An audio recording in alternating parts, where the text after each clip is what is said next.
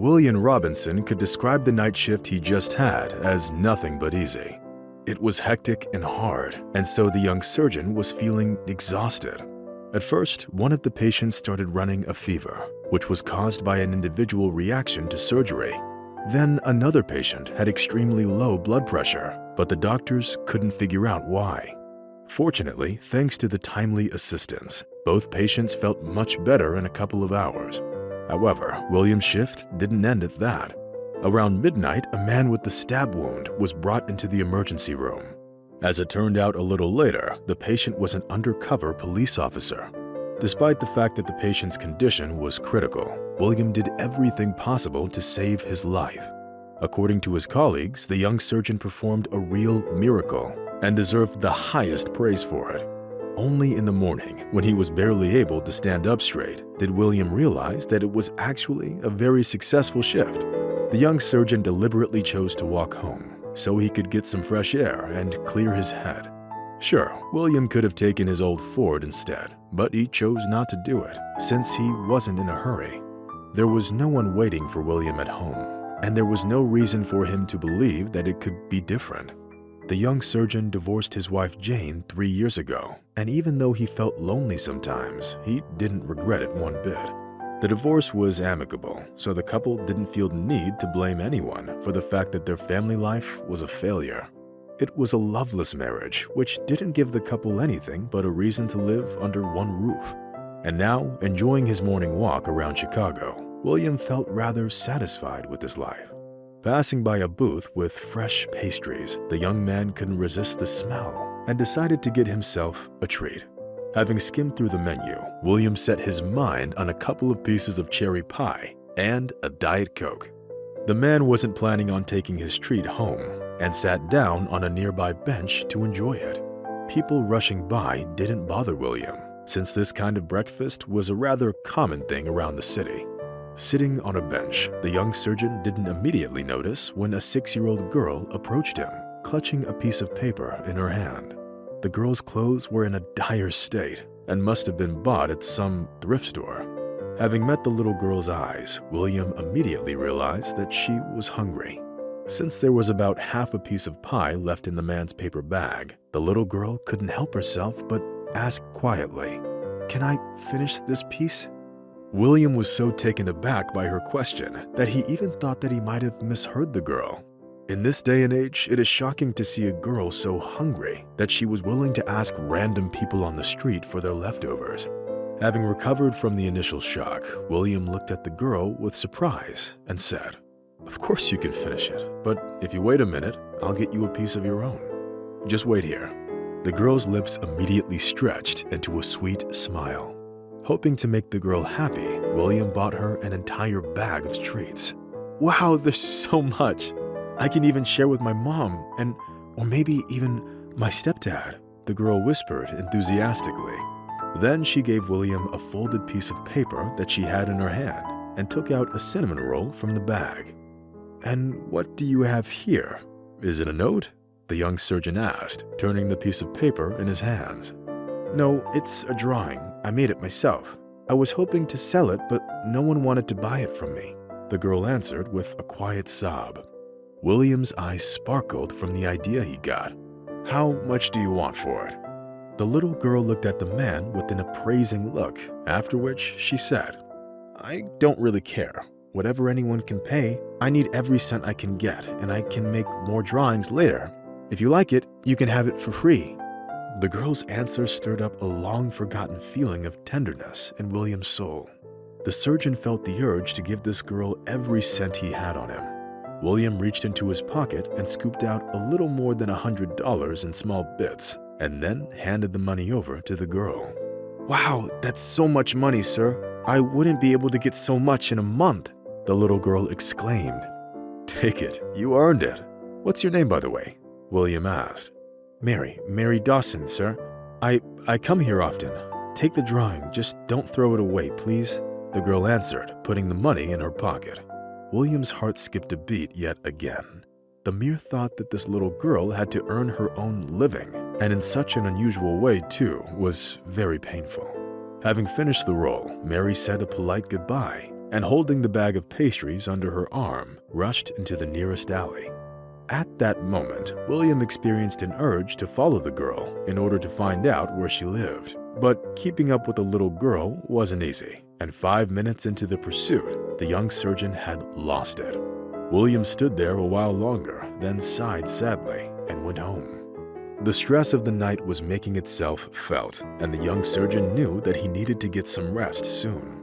Still clutching the child's drawing in his hand, William walked down the street and thought about Mary.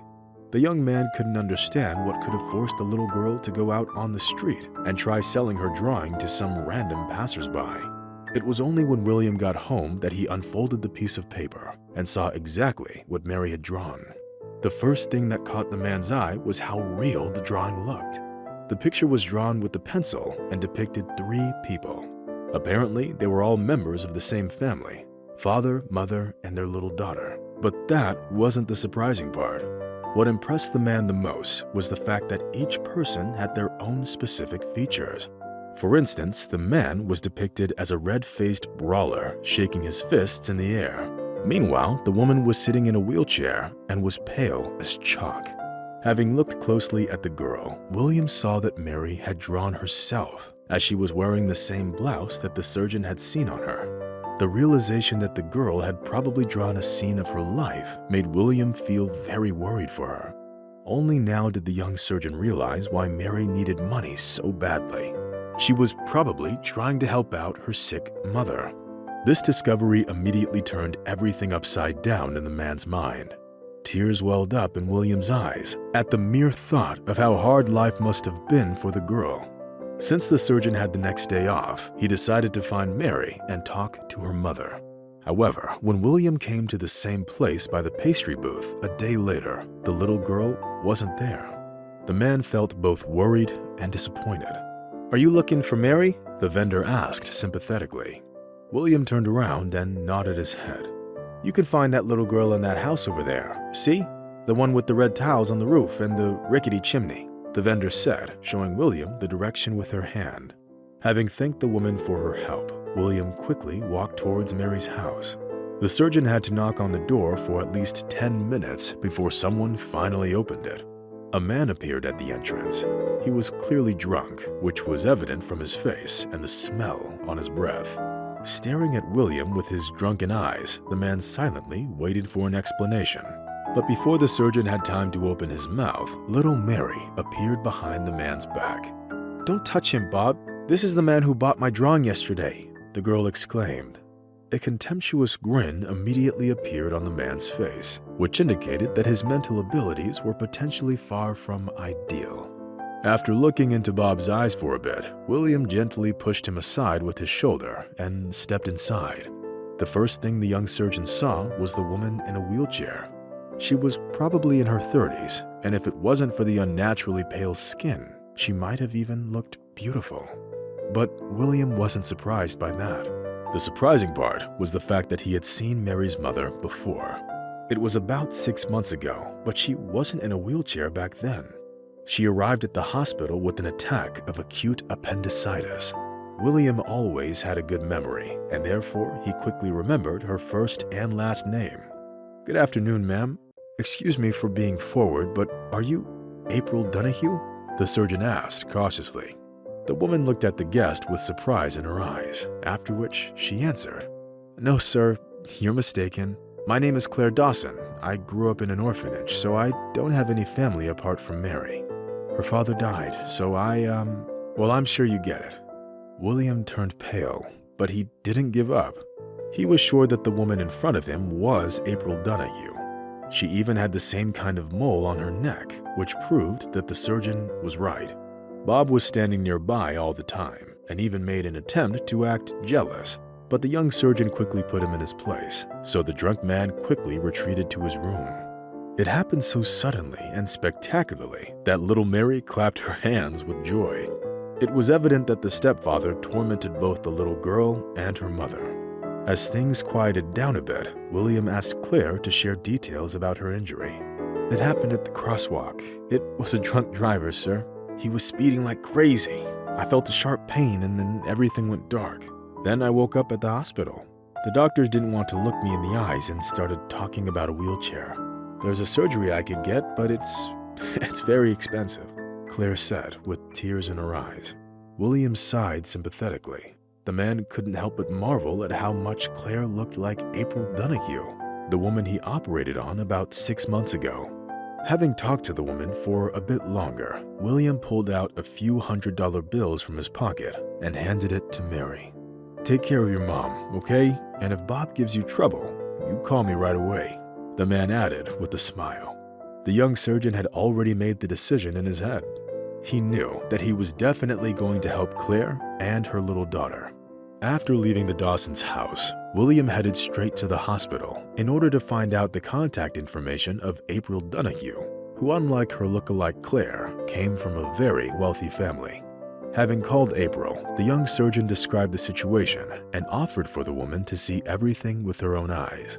The woman arrived at the meeting with her elderly parents, who looked rather hopeful for some reason. As it turned out later, many years ago, Albert and Barbara Donahue adopted a little girl from an orphanage and didn't even suspect that the devious director deliberately separated the twin sisters in order to place them in different families. Unfortunately, the entire situation only came to light so many years later when the two sisters met at the Dawsons' house. Seeing the exact copy of her mother, Mary gasped in surprise and covered her eyes with her hands. The little girl felt like it was some kind of a dream, and that she would soon wake up and all the good things that have recently happened to her family would disappear. However, it was Bob who was surprised more than everyone else, and also incredibly happy to learn that his girlfriend had such influential relatives. Claire and April spent the entire day talking. The sisters wanted to tell each other everything that had happened to them over the years. All the while, Albert and Barbara Donahue played with Mary, whom they now considered their granddaughter. It turned out to be a very special day, and William was glad that everything turned out this way. Now that the issue with the money for Claire's surgery had been resolved, the young surgeon felt incredibly relieved. The man knew that everything in life happens for a reason, which meant that his first encounter with Mary wasn't accidental either. About 2 weeks later, Claire Dawson underwent spinal surgery, which gave her hope that she'd be able to return to her normal life. Mary's stepfather Bob left for good soon after having a talk with Albert Donahue, who promised him a cozy vacation within the walls of the State County Jail if he ever came back. William often came to see Claire in the hospital during her physical therapy course, and he also took care of her daughter in the meantime. Of course, the Donahue family helped out too. They often took their granddaughter to stay with them so she could taste what it was like to live a wealthy life. Having devoted so much time to helping Claire Dawson, William inadvertently developed feelings for her.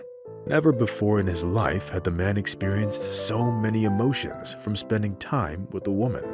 By the time Claire was released from the hospital, William thought of her as his girlfriend and was happy to let everyone around them know about it. Little Mary was happy for her parents and believed that they would definitely get married soon.